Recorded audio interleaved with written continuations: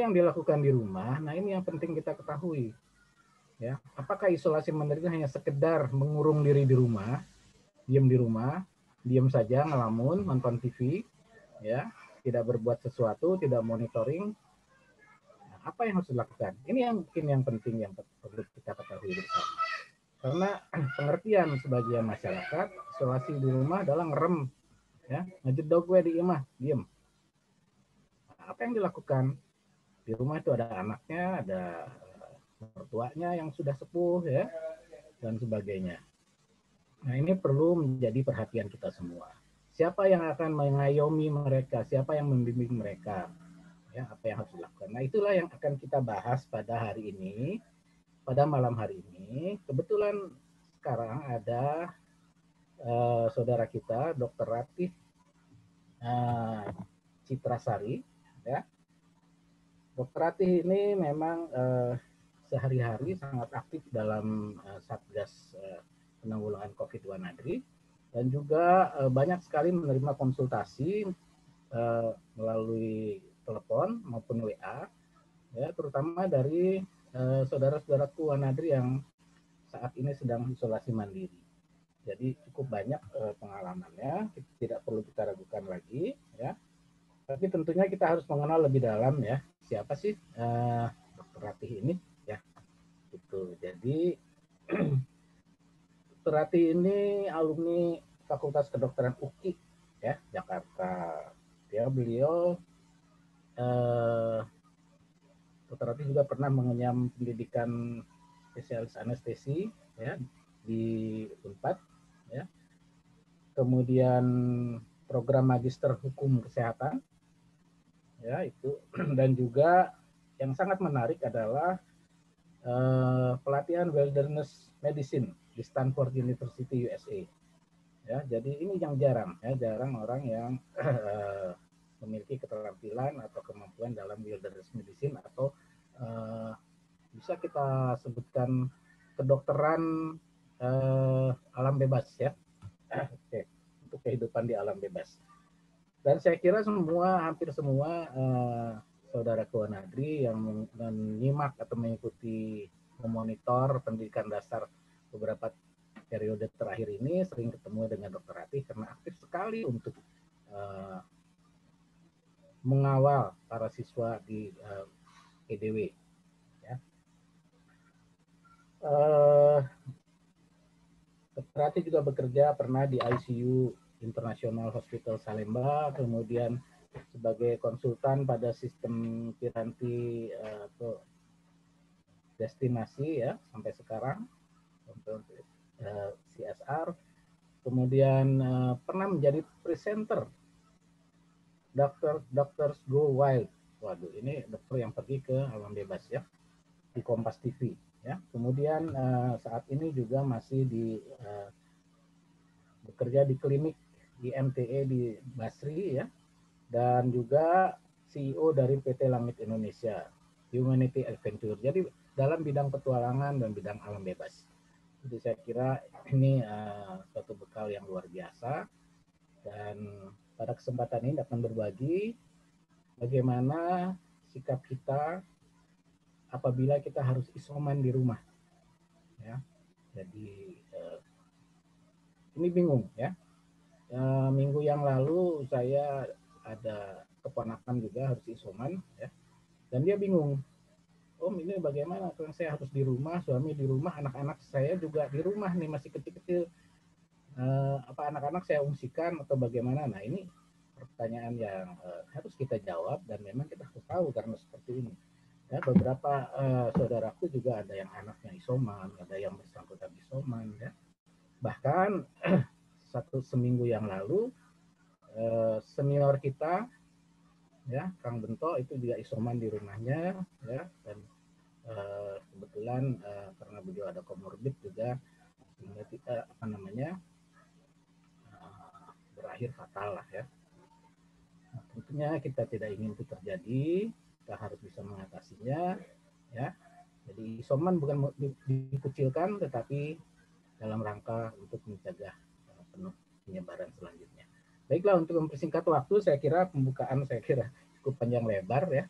Dr. Rati sudah siap? Pak Nadri, siap.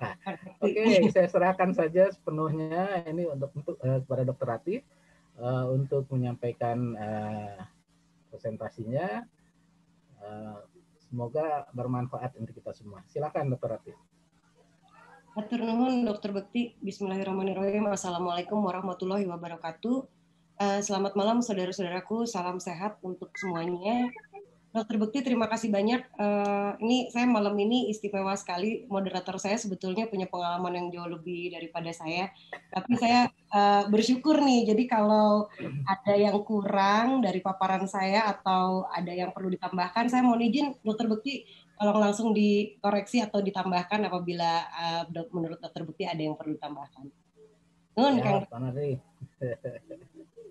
Baik, saudara-saudaraku, sebelum saya mau mulai share screen presentasi saya atau paparan saya malam hari ini, saya ingin mengucapkan juga turut bela sungkawa bagi saudara-saudaraku yang selama pandemi COVID-19 ini kehilangan saudara ataukah teman di lingkungan Wanadri sendiri. Juga kita tahu kita ada beberapa anggota kita yang meninggal dunia akibat COVID-19. Semoga mereka yang telah mendahului kita mendapatkan tempat yang terbaik di sisi Sang Pencipta. Dan kepada saudara-saudaraku ataupun kerabat maupun temannya yang sedang sakit saat ini, kami doakan semoga diberikan rizki kesembuhan oleh Yang Maha Kuasa. Baik, saya akan mulai presentasi saya. Saya akan share screen. Ya, udah bisa. Sudah bisa dilihat? Bisa ya? Ya. Saya malam ini dapat mandat karena memang ini satu rangkaian karena COVID-19 selain merupakan sesuatu yang baru karena usianya juga belum genap 2 tahun, 1 tahun 8 bulan ya pandemi ini kurang lebih 1 tahun 6 bulan. Jadi kita para dokter yang diinisiasi sama Dokter Tri nih, kita katanya kalau malam minggu sekarang pokoknya kita malam mingguannya sambil webinar katanya. Jadi saya kebetulan dapat amanah malam ini membawakan mengenai karantina, isolasi mandiri dan pemantauan daring atau pemantauan secara online ya. Baik, seperti yang sudah dipaparkan oleh saudara-saudaraku yang lain, para dokter di Wanadri di beberapa kesempatan sebelumnya mengenai pandemi COVID-19, saya ingin menambahkan sesuatu mudah-mudahan bermanfaat mengenai isoman. Jadi udah jelas kemarin di kesempatan yang pertama Dr. Wimpi telah menjelaskan secara luas mengenai COVID-19 secara umum, kemudian Dr. Devi minggu lalu sudah memberikan paparan juga mengenai pemeriksaan laboratorium atau tes dari COVID-19 ini. Nah, berikutnya adalah mengenai isolasi mandiri. Jadi sebelumnya saya mau membedakan dulu karena mungkin saudara-saudaraku juga sering mendengar ya mengenai karantina atau isolasi nih disebutnya gitu. Ada yang disebut karantina, kemudian ada juga yang disebut isolasi. Jadi sebetulnya yang disebut dengan karantina itu sasarannya adalah orang yang sehat yang memiliki riwayat kontak dengan pasien COVID-19 atau riwayat berpergian atau riwayat tinggal di wilayah yang telah melaporkan kasus COVID-19.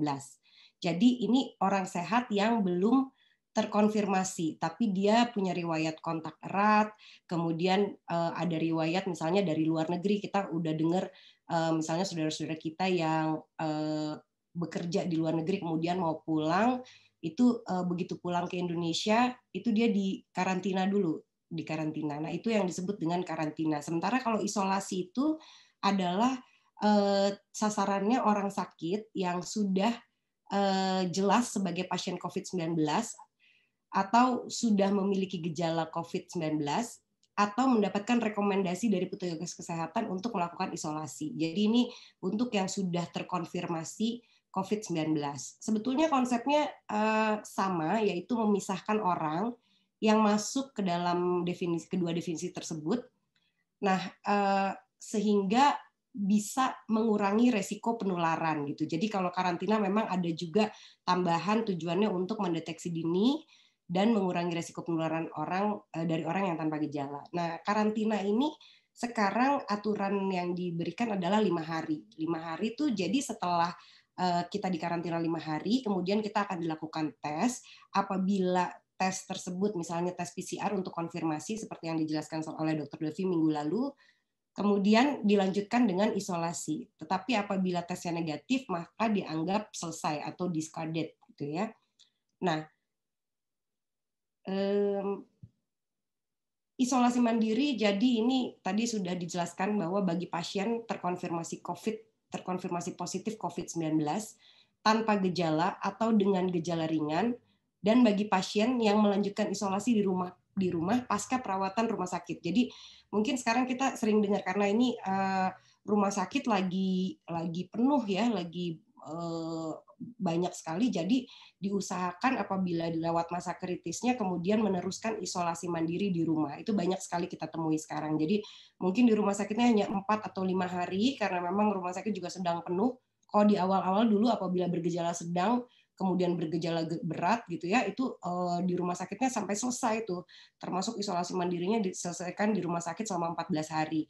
Tapi kalau sekarang karena keterbatasan tempat, jadi banyak juga yang kalau sudah dianggap ada penurunan gejala, kemudian menuju ke perbaikan, itu disarankan untuk melanjutkan isolasi di rumah. Nah, ini sering juga terjadi banyak kesalahpahaman di masyarakat. Kalau udah pulang dari rumah sakit terus dianggapnya udah sembuh. Padahal dari rumah sakit udah diwanti-wanti. Nanti kalau udah nyampe rumah langsung isolasi mandiri ya.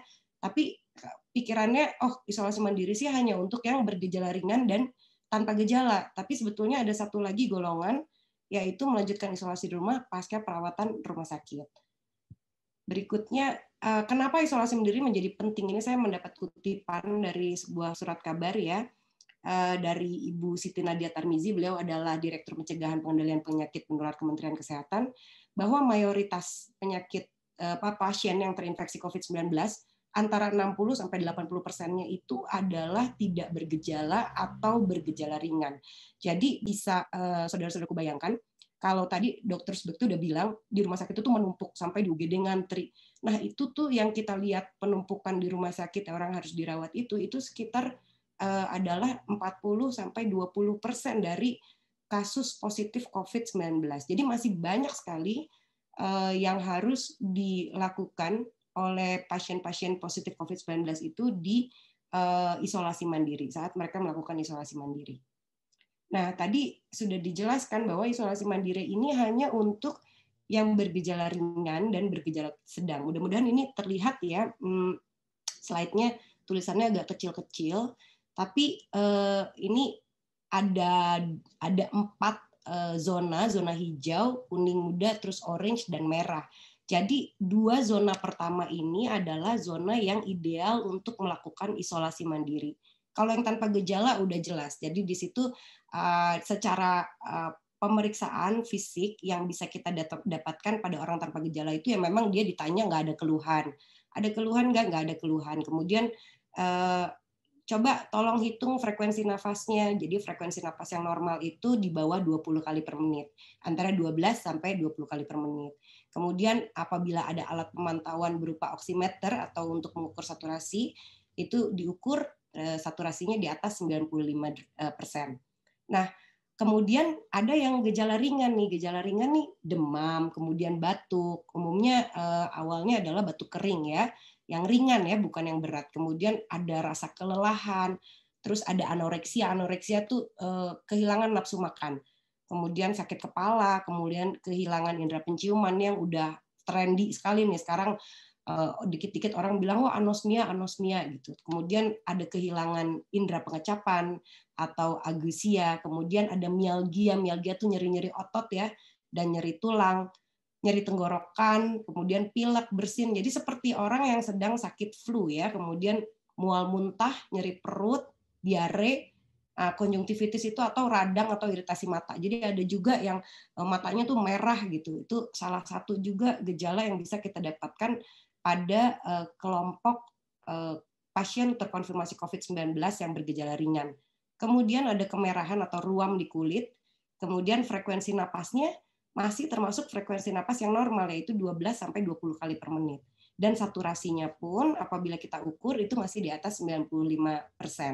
Nah, ini memang yang sering terjadi pada saat saya mendampingi pemantauan, ini disebut gejala ringan, tapi memang rasanya nggak ringan, saudara-saudaraku. Jadi kadang-kadang pasien-pasien tuh segera panik ya, cepat panik gitu, karena merasa wah ini kok batuk, ditambah sakit kepala, nggak bisa mencium, kemudian mual muntah, kemudian ada nyeri tenggorokan gitu. Jadi kayak beberapa gejala bersamaan dan itu tuh rasanya berat gitu karena ditambah lagi dengan demam ini mungkin keterangannya kurang jelas nih, saya ambil dari Kementerian Kesehatan, tapi demam yang disebut ringan itu yang di bawah 38 derajat Celcius. Tapi saudara-saudaraku, kalau yang pernah ngerasain demam sebelum 38 derajat Celcius itu udah nggak enak rasanya. Jadi biasanya pasien-pasien tuh demam baru sekitar 37,5, 37,7 gitu ya, itu tuh udah rasanya udah nggak karu-karuan katanya badannya. Ada yang bilang, dok saya rasanya kayak ketabrak truk katanya gitu. Pokoknya wah macam-macam deh gejala-gejala yang dirasakan. Tapi itu termasuk gejala ringan. Karena kalau kita lihat di sini tidak ada, di kedua area ini tidak ada gejala pneumonia atau radang paru-paru. Karena kita masih lihat frekuensi pernafasannya masih normal dan kadar oksigen atau saturasinya masih di atas 95%. Nah, memang ini tempat perawatannya sudah disebutkan di sini, isolasi mandiri di rumah atau isolasi mandiri terpusat ya, isolasi terpusat di fasilitas pemerintah bagi yang memenuhi syarat. Kemudian ini kan sekarang kita kan udah sulit nih ya untuk mengakses tempat isolasi terpusat yang dimiliki oleh pemerintah karena begitu banyak kasus positif yang terjadi dalam kurang lebih setelah Lebaran ya, berarti kurang lebih 1 bulan terakhir ini gitu. Jadi kita mengusahakan melakukan isolasi mandiri di rumah. Namun ada beberapa syarat yang harus dipenuhi untuk melakukan isolasi mandiri. Jadi yang pertama adalah ruang isolasi itu harus terpisah dari penghuni yang lainnya. Jadi nggak bisa kalau dibilang isolasi mandiri seperti tadi Dokter Sukuti bilang diam aja di rumah nonton TV gitu ya, terus masih jadi diam di rumah tuh artinya mungkin yang kerja terus disuruh isolasi sama kantornya, terus dia ya diam aja di rumah tapi di rumah masih bergaul aja sama keluarganya yang lain gitu, masih tidak memisahkan dirinya. Padahal tadi prinsipnya adalah memisahkan yang sakit dari yang sehat sehingga tidak terjadi penularan. Jadi intinya kan ini kan sebetulnya untuk mencegah penularan dan kita bisa segera menanggulangi pandemi ini. Kemudian ini tersedia kamar mandi sendiri. Ini yang memang sering menjadi masalah nih. Karena memang idealnya seperti ini, tapi kita harus akui itu bahkan sulit untuk dipenuhi karena kadang-kadang kan di satu rumah ya kita kamar mandinya pakai untuk berapa orang, mungkin dengan anak, dengan keluarga yang lain gitu ya. Ini memang satu syarat yang sulit sekali dipenuhi. Nah, kemudian ini tadi baliknya gimana ya? Nah, ini dia. Kemudian tempat tersebut itu harus berventilasi dan memiliki penerangan yang baik. Kenapa harus berventilasi? Iya, karena ini kita bicara mengenai satu infeksi yang terjadi di saluran pernafasan gitu. Jadi kita membutuhkan satu ventilasi yang baik supaya kondisi di dalam ruangan tersebut baik dan nyaman bagi si pasien. Nah, ini tersedia wadah tertutup. Nah, ini saya bilang makanya kadang-kadang kita kirain isolasi mandiri gitu aja, orangnya kunciin di kamar gitu. Nggak terpikir bahwa banyak sekali hal-hal kecil yang dipenuhi sebagai syarat untuk orang tersebut bisa melakukan isolasi mandiri secara nyaman, aman, dan bermartabat ya. Jadi nggak bisa juga kita kasih ke tempat yang kotor gitu, misalnya dikunciin di mana gitu ya, bisa di gudang gitu kan, nggak bisa juga gitu. Ini adalah syarat-syaratnya. Ada wadah tertutup untuk alat makan yang diisi, alat makan yang sudah dipakai ya, diisi air dan sabun cuci piring.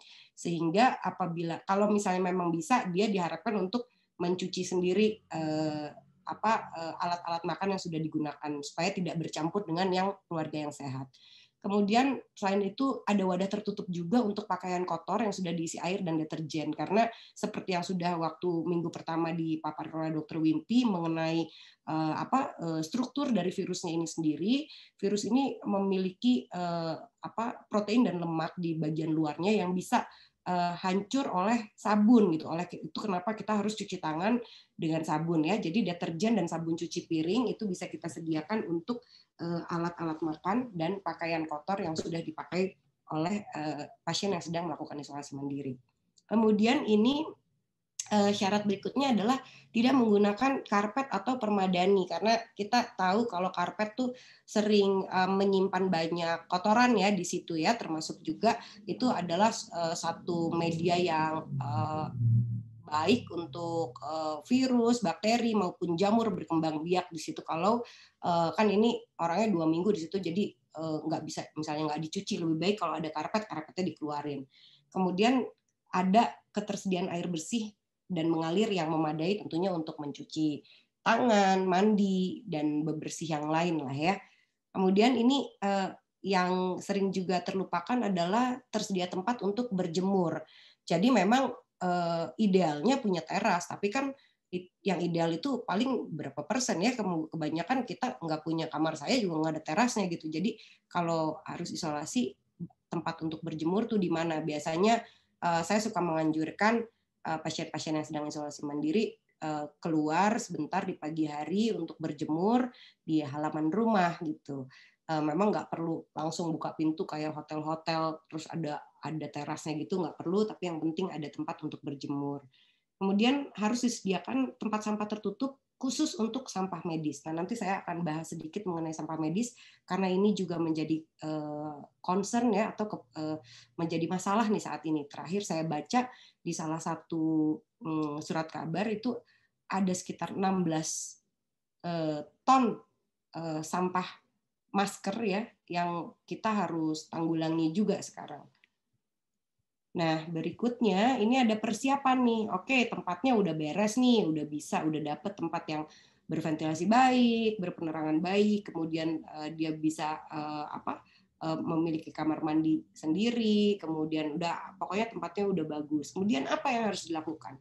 Yang pertama, apabila kita sudah mendapatkan konfirmasi atau hasil tes untuk mengkonfirmasi kita memang terpapar COVID-19 atau terinfeksi virus SARS-CoV-2 atau COVID-19 ini, yaitu melapor ke puskesmas dan aparat tempat tinggal setempat. Jadi saya selalu yang pertama saya tanyakan kepada pasien-pasien yang WhatsApp atau telepon ke saya, udah lapor puskesmas belum? Udah lapor puskesmas belum? Karena kenapa? Melapor ke puskesmas itu menjadi sangat penting karena nanti puskesmas yang akan membantu untuk melakukan pemantauan selama pasien tersebut melakukan isolasi mandiri.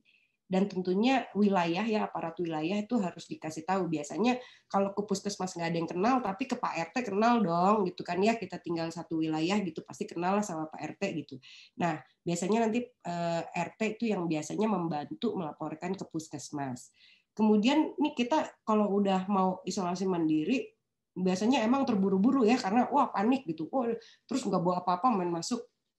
Bisa aja ini semua disiapkan sama keluarga gitu ya, persiapan perlengkapan pribadi, pakaian, kemudian alat-alat kebersihan seperti yang tadi ada ember buat cuci piring, buat merendam baju. Nah, ini perlengkapan pribadi, perlengkapan mandi, pokoknya segala yang kita perlukan yang biasanya kita menjalankan kehidupan kita sehari-hari itu dibawa ke dalam ruangan tempat kita isolasi mandiri. Perlengkapan ibadah ya, kemudian obat-obatan pribadi dan obat-obat yang diberikan oleh petugas kesehatan. Oleh karenanya tadi kalau kita udah melapor ke puskesmas, itu biasanya nanti dari puskesmas itu dapat obat-obatnya. Kalau kita udah punya hasil PCR gitu ya, kita lapor ke puskesmas, itu nanti dari puskesmas biasanya dapat obat-obatan, kemudian dibantu untuk pemantauannya setiap hari selama proses isolasi mandiri. Ini yang ideal dulu, kita yang cerita yang ideal dulu, nanti banyak modifikasinya. Kemudian perlengkapan lainnya yang dianggap perlu untuk mengisi kegiatan selama isolasi mandiri. Jadi misalnya yang masih bisa kerja atau WFH laptopnya dibawa, kemudian alat olahraga, karena tetap harus berolahraga ringan ya, walaupun bukan lari maraton lah gitu misalnya, cuma tetap kita harus berolahraga, menjaga kebugaran dan kesehatan tubuh. Nah, yang terakhir, ini yang jarang dilakukan seorang adalah memasang pengumuman bahwa sedang melakukan isolasi mandiri pada pintu atau di tempat yang mudah terlihat. Jadi misalnya rumahnya ada pavilionnya atau misalnya ada kamar yang di luar, itu dia pasang di situ supaya misalnya nggak tiba-tiba ada driver Gojek online gitu ya, ojek online gitu, nganterin makanan, main ngetok pintu ke situ gitu. Jadi itu kita harus memberikan pengumuman kepada sekitar kita bahwa kita sedang melakukan isolasi mandiri.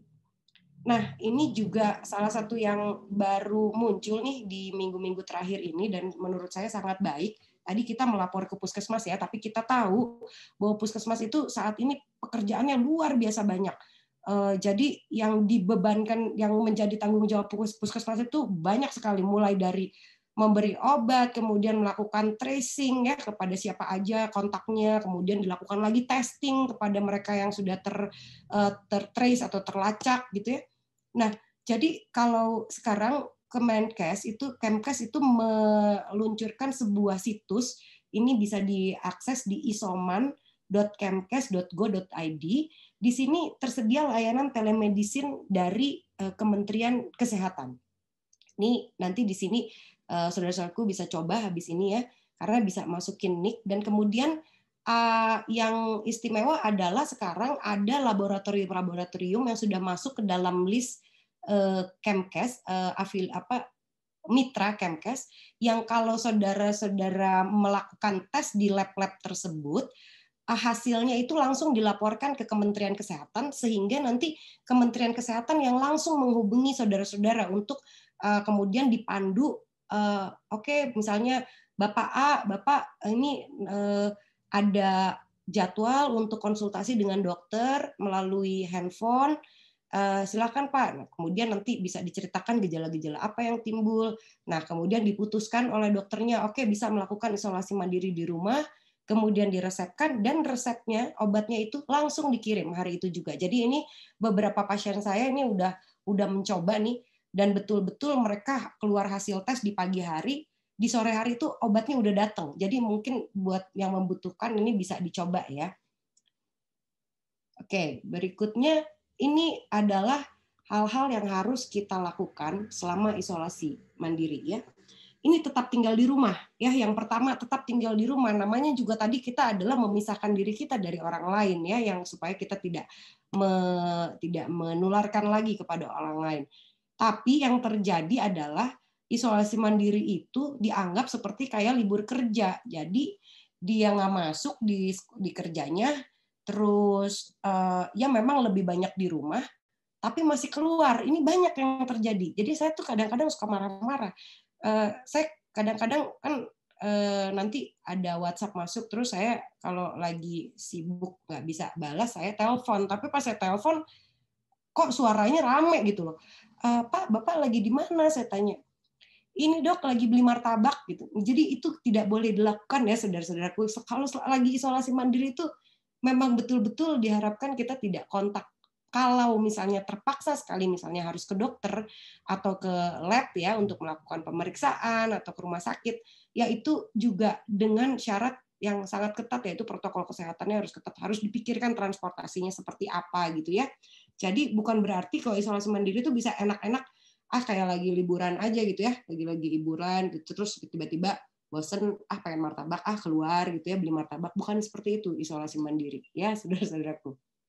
Kemudian selalu melaksanakan 3M. Jadi bukan berarti karena lagi sendiri terus nggak dilakukan nih semua nih, ini mencuci tangan, memakai masker gitu ya, terus menjaga jarak, enggak gitu. Ini tetap harus dilakukan walaupun kita sedang melakukan isolasi mandiri. Bukan berarti protokol itu hanya dilakukan sama orang-orang sehat supaya tidak tertular gitu. Ini harus dilakukan juga sama orang-orang yang sedang melakukan isolasi mandiri. Kemudian ini ya menggunakan kamar mandi yang terpisah. Terus gimana dok kalau misalnya di rumah saya kamar mandinya cuma satu? Bahkan di beberapa pasien saya itu memang kebetulan tinggal di satu pemukiman gitu ya, yang memang mungkin kontrakan atau kosan yang kamar mandinya tuh gimana pun juga dia berbagi kepada dengan orang lain ya, dengan misalnya kos yang lain gitu ya, orang yang kos yang lain yang di tempat itu. Yang pertama, apabila memang syarat-syarat tempat isolasi mandiri itu tidak terpenuhi, maka kita bisa mencoba melaporkannya ke puskesmas. Mudah-mudahan puskesmas itu, ini saya ngomong apa adanya ya, karena memang ini yang sedang terjadi, tempatnya nggak ada. Tapi kita harus tetap coba, kita laporkan ke puskesmas, terus bilang, misalnya di sana ada nakesnya, dokternya, misalnya dokter, saya di rumah tidak bisa isolasi mandiri karena rumah saya atau tempat saya tinggal atau kos saya tidak memenuhi syarat-syarat untuk melakukan isolasi mandiri. Bisakah saya dipindahkan isolasinya ke tempat isolasi terpusat gitu ya, yang dimiliki oleh fasilitas di pemerintahan. Setahu saya sih karena kenaikan angka positif atau kenaikan COVID-19, kasus COVID-19 selama 2-3 minggu terakhir ini, pemerintah di berbagai daerah itu membuka banyak sekali tempat isolasi yang bisa kita akses melalui puskesmas gitu. Nah, jadi pilihan lain apabila puskesmas tidak bisa juga, misalnya harus tunggu dulu ya Bu, karena ini penuh di mana-mana, kita nggak bisa kirim Ibu ke fasilitas isolasi terpusat. Jadi gimana nih kita mau pakai kamar mandi? Kemarin katanya kamar mandinya kalau bisa sendiri. Bisa kita menggunakan satu kamar mandi yang sama, tetapi setiap habis kita pakai kamar mandi tersebut, kita harus bersihkan kamar mandi tersebut dengan disinfektan. Jadi disinfektan itu disediakan di dalam kamar mandi untuk membersihkan, terutama misalnya toilet, kemudian gayung dan alat-alat yang lain itu tetap kita bawa sendiri ke dalam kamar kita.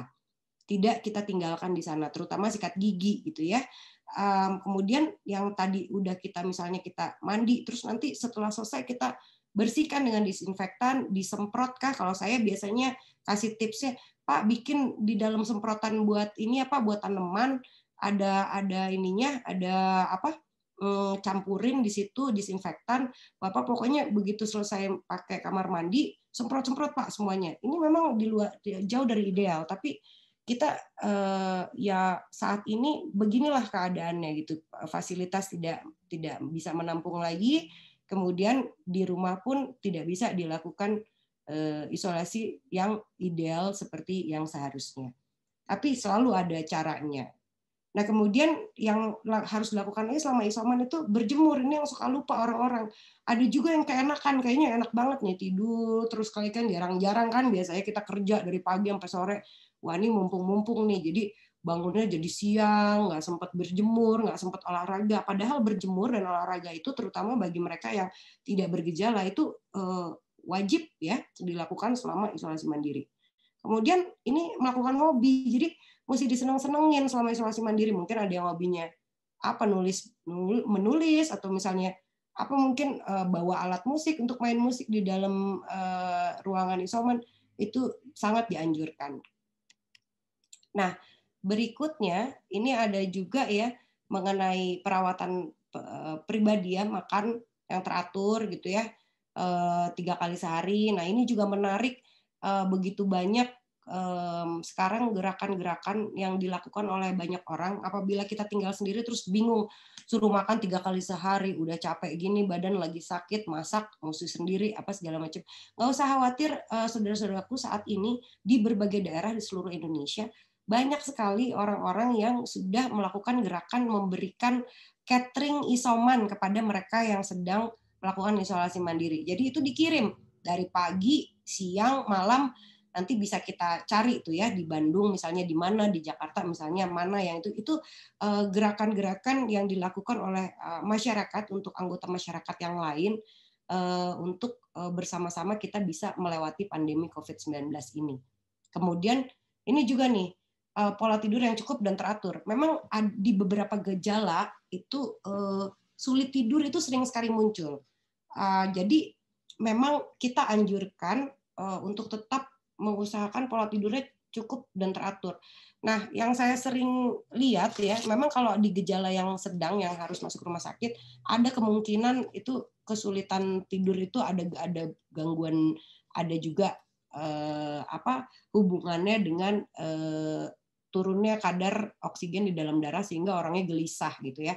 Tapi yang sering terjadi adalah siangnya tidurnya kelamaan. Jadi terus pas malam, jadi karena enak nih ya, jarang-jarang libur siang-siang bisa nonton segala gitu di siang hari, terus keenakan nih tidur siangnya, malam jadi begadang. Padahal waktu optimal untuk tidur itu kurang dari pukul 10.30 setiap malam, karena badan kita tuh melakukan regenerasi banyak sekali pada saat kita tidur malam gitu. Jadi itu nggak bisa kita gantikan dengan tidur yang siang gitu. Makanya tadi ada aktivitas-aktivitas yang sebaiknya terus dilakukan selama isoman, jadi supaya kita tetap aktif di siang hari dan bisa istirahat dengan enak di malam hari. Nah, yang berikutnya adalah minum obat sesuai anjuran dokter. Ini mungkin nanti saya kurang tahu nih, mungkin nanti ada jadwalnya kali ya mengenai tata laksana baik medikamentosa maupun yang lainnya dari dokter yang lain mungkin ya di kesempatan yang lain, karena ini obat sesuai dengan anjuran dokter ini sekarang bubar nih, karena orang-orang nih wah udah dapet wangsit dari mana-mana, suruh minum obat ini, minum obat ini, minum obat ini, yang tanpa mereka ketahui bahwa interaksi obat yang terjadi akibat obat-obatan yang dibeli sendiri itu bisa memperburuk dan merugikan bagi orang tersebut gitu. Jadi wah main beli aja kayak apa ya, kayak kemakan iklan lah, pokoknya ada WhatsApp dari mana masuk, terus wah obat ini beli sekarang, minum ini, minum ini. Padahal belum tentu obat-obat tersebut dibutuhkan ya. Jadi minum obat itu hanya yang sesuai dengan anjuran dokter. Nah, ini vitamin ya. Vitamin ini ada memang harus dikonsumsi gitu ya untuk memperbaiki sistem imun, karena ini dua hal nih, minum anjuran dokter dan vitamin ya. Karena saya sering sekali tidak memfokuskan perawatan selama isolasi mandiri itu ke obat-obatan, karena seperti yang kita ketahui dan sudah disampaikan di beberapa minggu sebelumnya, ini penyakit ini kan virus ya, virus itu bagaimanapun juga harus kita lawan dengan sistem kekebalan tubuh atau imun yang baik gitu. Nah, jadi minum vitamin ini akan membantu kita memiliki sistem imun yang lebih baik. Kemudian ini minum probiotik nih, saya nggak boleh nyebut, saya nggak bisa nyebut ini nih, nggak bisa nyebut apa merek nih, cuma probiotik. Jadi ini untuk memperbaiki kualitas kesehatan saluran pencernaan kita. Jadi kalau dengan minum probiotik itu diharapkan ada kerjasama yang baik antara saluran pencernaan dan organ yang lain sehingga bisa membantu mempercepat pemulihan saat kita menjalani isolasi mandiri. Kemudian minum air putih ya biasa. Kemudian nah ini mengukur suhu badan setiap pagi dan sore. Jadi kita harus punya alat ukurnya gitu ya untuk suhu tubuh. Jadi saya nggak bisa tuh, kadang-kadang saya suka dapet WhatsApp gitu, dokter saya tuh demam. Ibu sudah diperiksa, sudah dicek belum temperaturnya berapa, suhunya? Saya nggak ada termometer dok. Gitu. Nah, jadi saya bisa tahu dari mana demam. Jadi itu kan demam itu kan sesuatu yang subjektif ya, sesuatu yang dirasakan oleh pasiennya gitu. Tapi saya harus mendapat data sebagai yang melakukan pemantauan, saya harus mendapat data gitu. Demam tuh demamnya seberapa gitu. Karena kan tadi kita udah tahu di awal bahwa ada batasan gitu demam sampai berapa yang bisa kita masih tanggulangi selama isolasi mandiri, atau kita udah harus memikirkan merujuknya ke rumah sakit. Nah, ini juga mengukur saturasi oksigen gitu ya. Dan ini yang paling penting, mencatat segala ini terutama bukan saja gejala ya, tapi juga data yang didapat dari hasil pengukuran suhu dan hasil pengukuran kadar oksigen atau saturasi oksigen itu setiap hari. Karena ini nanti puskesmas atau misalnya dokter yang melakukan pemantauan, misalnya seperti saya dari Satgas, itu suka nanya, misalnya kita cek 2 hari sekali, atau kadang-kadang kalau misalnya saya rasa wah ini harus dipantau ketat nih, saya cek setiap hari itu. Tapi kalau nggak inget juga dan nggak dicatat gejala-gejalanya, kita nggak tahu juga gitu. Jadi ini perbaikan apa perburukan gitu. Kalau tiap hari bilang batuk gitu kan, tiap hari bilang demam gitu, kita kan nggak tahu gitu. Tapi kalau pasiennya sendiri mencatat, hari ini saya batuk, demam, terus kehilangan indera penciuman, tapi kemudian di hari ke-7 udah mulai pada hilang gitu ya. Itu akan mempermudah pemantauan yang kita lakukan. Berikutnya. Nah, ini juga. Nah, tadi kan kita udah bilang ya, bahwa kalau lagi isoman jangan kumpul-kumpul sama keluarga. Tapi alhamdulillah kita nih sekarang ada di masa yang teknologi udah maju gitu. Jadi kita tuh bisa tetap berkomunikasi seperti kita sekarang nih, berkomunikasi secara daring, atau apabila terpaksa sekali, kita berkomunikasi tuh harus tetap memakai masker. Ini tadi udah di awal sekali ya, harus tetap memakai masker, menjaga jarak, dan mencuci tangan. Nah, ini kalau harus sekali berkomunikasi dengan anggota keluarga dan tidak bisa dilakukan secara daring, maka ini harus dilakukan. Jadi, dan anggota keluarga yang lain pun yang tidak melakukan isolasi mandiri juga harus memakai masker dan menjaga jarak. Ini sering sekali terlupakan. Walaupun kayaknya sepele ya yang saya sampaikan ini, tapi nggak tahu kenapa ini ada aja bolongnya nih yang nggak terlakukan gitu. Nah, ini tadi sudah mencuci alat makan, mencuci baju, mengganti spray secara berkala ya. Dan tentunya begitu mengganti spray, spraynya juga tadi dimasukkan ke tempat yang baju dengan sudah di air dan deterjen ya. Kemudian membersihkan area kamar dan area yang sering disentuh dengan desinfektan. Misalnya gagang pintu, terus misalnya tadi kalau ke kamar mandi ya, gagang pintu kamar mandi itu kalau udah dipegang terus kayak gitu, disemprot dulu, dilap terus kayak gitu, baru masuk lagi ke kamar. Nah, ini membuka jendela kamar untuk ventilasi ya, udara dan cahaya di kamar pasien. Nah, ini satu yang perlu saya sampaikan. Pada saat isoman itu kita nggak sadar bahwa banyak sekali limbah infeksius yang dihasilkan dari pasien-pasien yang isoman ini. Karena kan tadi aturannya kan mesti pakai masker ya. Sementara ini kita lihat di sini limbah infeksius itu termasuk kain kasa, tisu, kapas, pokoknya segala yang sudah kontak dengan cairan tubuh, terutama dari saluran pernafasan pasien tersebut ya. Karena kan kita tahu ini infeksinya ada di saluran pernafasan. Jadi kalau misalnya yang batuk kan ada etika batuk suruh menutup misalnya dengan tisu. Begitu ditutup dengan tisu, tisunya dibuang sembarangan. Nah, ini akhirnya limbah infeksius ini tidak ditangani dengan benar. Jadi ini definisinya limbah infeksius adalah limbah yang berkaitan dengan pasien penyakit menular yang memerlukan isolasi seperti COVID-19 karena limbahnya bisa menjadi sumber penyebaran penyakit pada petugas kesehatan maupun pada masyarakat sekitar. Jadi kalau kita buang sembarangan, tisu kita, kapas, terus yang terutama masker ya, karena tadi kan harus pakai masker gitu, harus pakai masker, tapi terus maskernya dibuang sembarangan, ini bisa menyebabkan menjadi sumber penyebaran penyakit di masyarakat sekitar.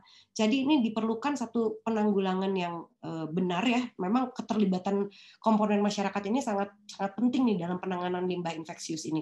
Kita nggak bisa juga udah memisahkan limbah-limbah infeksius kita, kemudian ternyata di komponen masyarakat kita di lingkungan aparat-aparat yang itu juga tidak memiliki kepedulian terhadap penanganan limbah infeksius ini. Akhirnya kita udah benar-benar gitu ya memisahkan limbah infeksius dengan sampah rumah tangga.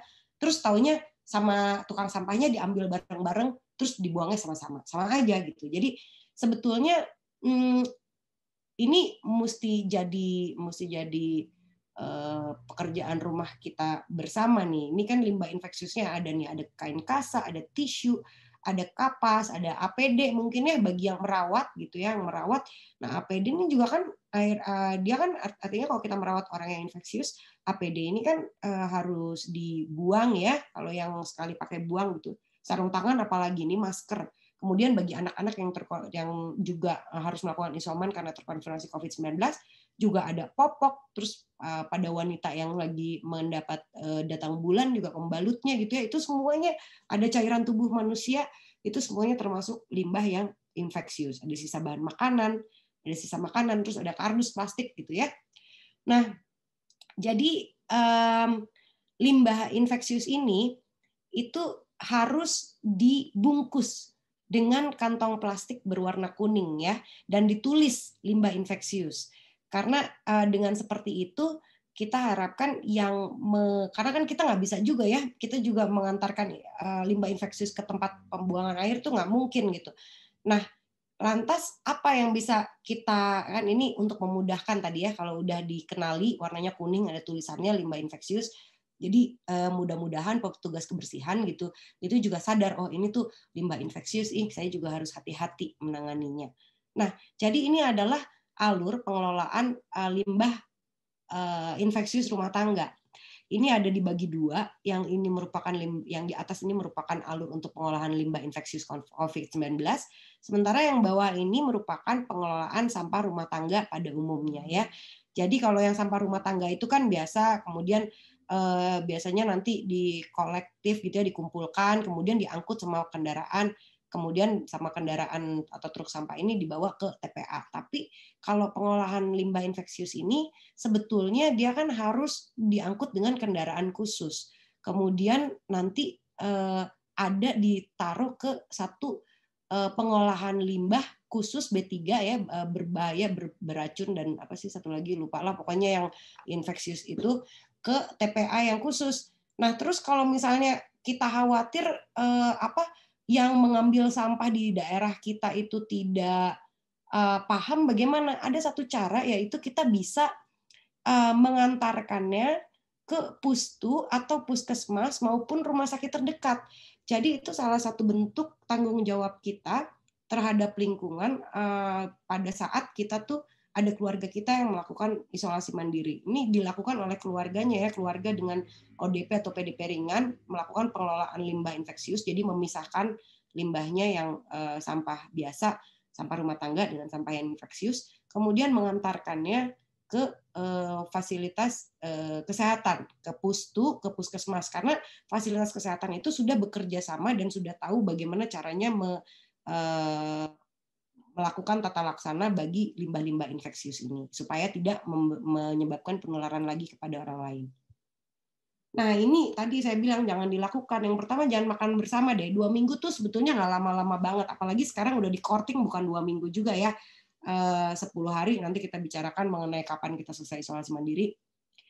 Itu sebetulnya nggak lama-lama banget. Bahkan ada teman-teman saya, ada pasien-pasien saya yang tahu-tahu udah selesai gitu, terus dia bilang, "Dok, gitu aja gitu isoman tuh." Ya alhamdulillah gitu aja gitu. Ternyata 10 hari juga nggak susah-susah amat lewatnya gitu kan. Jadi sabar-sabar dulu, jangan makan bersama dulu walaupun kangen misalnya sama anak, sama orang tua. Kita jaga diri kita sendiri, jaga keluarga kita gitu ya, dengan tidak makan bersama, tidak berkumpul tanpa menggunakan masker dan tidak menjaga jarak. Kemudian perangkat ya, misalnya gadget gitu dipinjem-pinjemin, misalnya udah dipakai sama kita habis nonton gitu. Ini kan kita sambil nonton terus tiba-tiba mungkin ada percikan-percikan droplet yang menempel di alat tersebut, kemudian dipinjem misalnya, nggak tahan misalnya dengar anaknya nangis di luar, kasih gitu gadgetnya. Ini jangan, kecuali kalau udah dibersihkan ya, disinfek. Kemudian ini dia yang tadi saya bilang, jangan keluar buat beli martabak, tapi keluar kecuali hanya dalam kondisi mendesak atau harus kontrol ke fasilitas kesehatan ya. Nah, ini adalah alat yang kita gunakan untuk melakukan pemantauan selama kita isoman. Yang pertama adalah termometer ya, untuk mengukur suhu, dilakukan pagi dan sore, kemudian oximeter untuk mengukur saturasi oksigen di pagi hari dan di sore hari, kemudian dilakukan pencatatan. Jadi pencatatan tuh dibuatnya seperti ini. Jadi gejala, suhu, saturasi, frekuensi nadi, laju napas, dan keluhan yang lainnya. Nah, ini menjadi masalah, suka menjadi masalah nih berdua. Ini adalah gambar contoh alat saturasi yang banyak sekarang ada di masyarakat ya. Biasanya kalau saya suka tanya, ada nggak Pak punya anak saturasi, punya nggak? Kalau nggak punya, coba tanya ke perangkat desa, karena sekarang, atau perangkat wilayah, karena sekarang di perangkat wilayah itu banyak sekali yang udah punya dan bisa dipinjamkan kepada warganya. Jadi setelah selesai dipakai satu warga, disemprot dulu, dibersihkan, kemudian bisa dipinjamkan lagi kepada warga yang lain gitu. Nah, udah punya alatnya, terus nggak bisa ngukurnya gimana? Kalau untuk saturasi ini gambarnya seperti ini, dimasukkan ke dalam jari ya, dijepit di jari. Ada satu syarat yang suka lupa buat ibu-ibu nih, misalnya kalau yang kecentilan kayak saya nih suka pakai kutex gitu ya. Nah, itu harus dibersihkan dulu karena kadang-kadang nggak akurat nanti pembacaannya. Nah, ini kalau saudara-saudaraku lihat ada 2 angka, yang satu ada tulisan SPO2 98, ada lagi tulisan ini kenapa tulisannya PR ya? Biasanya HR atau heart rate gitu ya. Saya mungkin salah ngambil gambar nih. Nah, ini heart rate itu adalah denyut nadi atau frekuensi nadi. Nah, jadi kalau kita mengisi di kolom ini, gejalanya udah jelas, misalnya ada batuk, ada demam gitu ya. Kemudian suhu, ini kan termometer ya, dijepit di ketek, biasa nanti bunyi tit tit tit gitu. Terus kita baca tulisannya. Ini yang kita tulis di sini. Kemudian saturasi O2. Nah, yang menunjukkan saturasi oksigen itu adalah yang sebelah sini nih, yang ada tulisan SPO2, dan ada lagi yang satu lagi angka, biasanya angkanya terlihat lebih kecil, atau biasanya kalau misalnya posisinya terbalik berdiri vertikal itu biasanya ini ada di bawah, yang ini ada di atas. Nah, ini adalah denyut nadi. Nah, yang jadi masalah berikutnya adalah laju napas atau frekuensi napas. Saya suka tanya kalau orangnya bilang sesek, kita udah nggak enak dong tuh ya kalau misalnya ada pasien bilang sesak dok, waduh sesak saya harus ke rumah sakit, zaman gini hari masuk rumah sakit susah amat nih gitu. Tapi saya selalu cross check sekali lagi, Pak sesaknya bisa ngitung nggak frekuensi napasnya, terus coba ya nanti 1 menit lagi kabarin ke saya, karena menghitung itu dalam 1 menit ya frekuensi nadi, kecuali seperti ini ya udah ada. Tapi kalau tidak ada alat mengukur seperti ini, maka kita bisa meletakkan, kelihatan kan ya, ini jari kita ya, 2 jari di sini ada pembuluh darah yang di sini yang berdenyut, dan menghitung selama 1 menit berapa kali dia berdenyut. Atau yang paling mudah adalah di arteri karotis yang ada di leher. Ini ada nih yang kerasa nih kalau kita diam ada yang berdenyut. Nah, ini yang bisa kita hitung selama 1 menit berapa denyut nadinya. Itu yang manual tanpa pembacaan alat. Nah, kalau laju napas emang nggak ada di alat ini, jadi harus kita hitung. Gimana caranya menghitung laju nafas? Karena udah sering sekali saya tanya, Pak, napasnya semenit berapa kali? Saya tunggu 1 menit ya. Aduh, belum melapor aja nih. Saya nggak tahan, saya tanya lagi, Pak, udah diukur, udah dihitung belum Pak napasnya berapa? Udah dok, ini 1 menitnya 62 kali. Wah, panik dong saya. Karena tadi kan aturannya napas normal itu kan 12 sampai 20. Wah, 60 tapi masih bisa jawab WhatsApp ih. Dalam teorinya sih kalau udah di atas 40 aja orangnya udah susah sekali untuk berkomunikasi, untuk menjawab WhatsApp dan yang lainnya. Tapi ternyata kesalahannya ada di saya karena saya tidak menjelaskan kepada pasien saya bahwa gimana caranya menghitung laju napas gitu. Jadi yang kita hitung adalah setiap kali kita melakukan buang nafas atau ekspirasi. Jadi kan kita napasnya 1. Jadi Bapak itu ternyata menghitung narik napas sekali, buang napas sekali. Jadi 62 kali itu sebetulnya 2 kali dihitung. Jadi 1 hitungan nafas itu adalah 1 kali tarik nafas dan 1 kali buang nafas ya. 1 siklus itu 1 kali inspirasi atau tarik nafas, 1 kali buang nafas.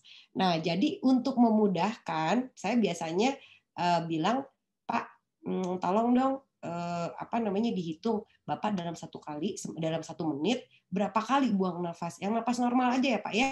Pokoknya tarik nafas yang nggak usah dihitung. Pokoknya kalau Bapak buang nafas, hitung 1, hitung 2. Nah, dengan cara seperti itu alhamdulillah sampai saat ini saya suka mendapatkan data yang baik. Jadi mungkin ini bisa juga teman-teman atau saudara-saudaraku coba kalau mau menghitung laju nafas itu seperti apa. Nah, kemudian kita kadang-kadang mendapatkan saudara atau teman kita yang mengeluhkan sesak gitu ya. Jadi bukan saya aja tapi pasti banyaklah yang dalam masa pandemi ini mungkin ada yang lagi saudaranya atau temannya lagi sakit gitu ya.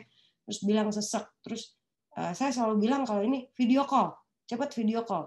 Suruh ngitung laju napas sudah nggak bisa. Cepat video call. Pada saat video call itu dalam 15 detik atau 20 detik pertama itu kita udah bisa menilai orang ini sesak atau enggak. Karena sederhana sekali, ini juga kebetulan minggu lalu itu kita melakukan pelatihan bagi relawan non medis dan ada materi-materi yang sangat bagus yang saya pelajari di situ. Salah satunya, kalau saya memang biasanya video call, saya lihat orangnya pasiennya gimana. Tapi ada satu tambahan yang bagus sekali, bahwa katanya gini, kalau kita melihat orang itu bernafas, artinya orang itu sesak. Jadi kan kelihatan nih napas, kalau enggak kan saya diam aja nih, gini. Tapi kan bukan berarti saya nggak napas kan. Jadi kalau kita tidak melihat orang tersebut bernafas, maka kemungkinan orang itu tidak sesak. Tapi kalau kita udah bisa lihat, oh kelihatan napas, jadi kemungkinan itulah orang itu sedang sesak gitu ya. Jadi ini karena penting sekali, karena saya sering sekali dapat data yang salah gitu, dibilang sesak, taunya pas saya lihat, oh enggak, ternyata definisi orang juga terhadap sesak tuh berbeda-beda. Oke, berikutnya, ini kenapa tercoret-coret ya? Oke. Nah, kemudian selama isolasi mandiri, apa yang harus kita waspadai? Jadi ini jadi kita tenang-tenang aja, karena tadi saya udah bilang gejala ringan ya, walaupun rasanya tidak ringan, tapi itu semuanya termasuk gejala ringan. Kecuali satu, demam tinggi di atas 39 derajat Celcius. Kemudian batuk yang berdarah. Kemudian ada sesak nafas, tadi kita udah bahas mengenai bagaimana, karena alat saturasi belum tentu tersedia ya. Tapi sesak nafas, nafasnya lebih cepat, nafas cepat lebih dari 30 kali dalam 1 menit. Kemudian ada rasa tertekan atau nyeri di dada, dan yang terakhir ada saturasi oksigen yang menurun di bawah 93 derajat. Ini tuh idealnya, tapi dalam prakteknya saat ini, di mana kita sedang kebanjiran pasien COVID di mana-mana, kadang-kadang di bawah 90 derajat pun di rumah sakit kita nggak dapat tempat gitu. Ya, jadi masih ada antrian yang panjang, kemudian juga seperti kita ketahui tabung oksigen sulit gitu ya, tidak semua orang punya. Nah, nanti juga mungkin kalau di sini ada Dr. Novel, ini PR-nya Dr. Novel minggu depan mengenai pemberian oksigen ya di rumah saat isolasi mandiri. Mudah-mudahan kita dapat kesempatannya untuk bergabung nanti belajar mengenai oksigen. Nah, lantas jadi sebetulnya sederhana sekali. Lakukan yang tadi yang boleh dilakukan, terus jangan lakukan yang tidak boleh dilakukan. Kemudian tetap waspada terhadap 5 poin ini. Demam tinggi lebih dari 39 derajat, batuk berdahak, sesak nafas, nyeri dada, dan saturasi di bawah 93 derajat, 3% ya. Nah, kalau ini terjadi, silakan hubungi fasilitas kesehatan terdekat. Oleh karenanya, tadi kalau di awal kita melapor ke puskesmas, ini memudahkan kita untuk menghubungi fasilitas kesehatan, karena puskesmas setempat kita udah tahu bahwa di dalam wilayahnya ada tambahan 1 pasien yang sedang isoman dan akan dipantau. Apabila ada terjadi perburukan di gejala klinisnya, maka puskesmasnya udah nggak kaget lagi. Oh iya memang betul si Pak itu yang sedang isolasi mandiri sejak tanggal sekian gitu ya. Atau saat ini ya kita beruntung ya ada Satgas COVID Wanadri yang bisa dihubungi, bisa dihubungi kapan aja, karena kalau puskesmas mungkin ada jam kerjanya gitu ya. Atau ya segera bawa ke rumah sakit. Ini mudah-mudahan tadi seperti Dokter Subekti bilang, 2 hari terakhir ini trennya sih sepertinya menurun gitu ya. Jadi kalau misalnya perlu rumah sakit, mudah-mudahan sekarang udah lebih mudah daripada 2 minggu ke belakang. Nah, terus tadi kan ini ada sesak napas, ada saturasi oksigen menurun gitu ya. Itu tanda-tanda pneumonia, ada demam gitu ya. Terus apa yang kita bisa lakukan kalau di rumah ternyata kita nggak punya oksigen, kemudian juga kita tahu fasilitas kesehatan penuh, atau kita masih menunggu mau dijemput sama ambulans, misalnya mau ke rumah sakit, lantas apa yang bisa kita lakukan? Nah, ini ada satu teknik yang namanya proning. Nah, proning ini adalah satu teknik yang sudah disetujui secara medis untuk bisa meningkatkan kadar oksigen. Jadi ini saya ambil dari sebuah situs ya, sumbernya juga bisa dipercaya karena sudah saya cek juga. Nah, ini apa yang dapat dilakukan apabila kita nggak punya akses ke tabung oksigen, tetapi saturasi mulai menurun gitu ya. Teknik ini bisa membantu pasien yang sedang melawan COVID-19 sampai saturasi oksigen di bawah sampai dengan 75%. Jadi memang tidak bisa dilakukan terus-menerus, ini sifatnya sementara, menunggu dievakuasi ke rumah sakit, misalnya dengan ambulans atau menunggu tabung oksigen gitu ya.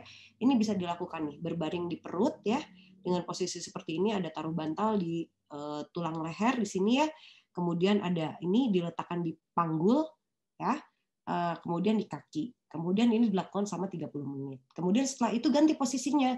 Ganti posisinya duduk, terus diganjel nih punggungnya dengan 3 bantal gitu ya. Jadi setengah duduk gitu, dengan durasinya juga 30 menit. Kemudian berbaring ke sisi kanan Anda. Nah, ini taruh bantal satu di kepala, tadi kan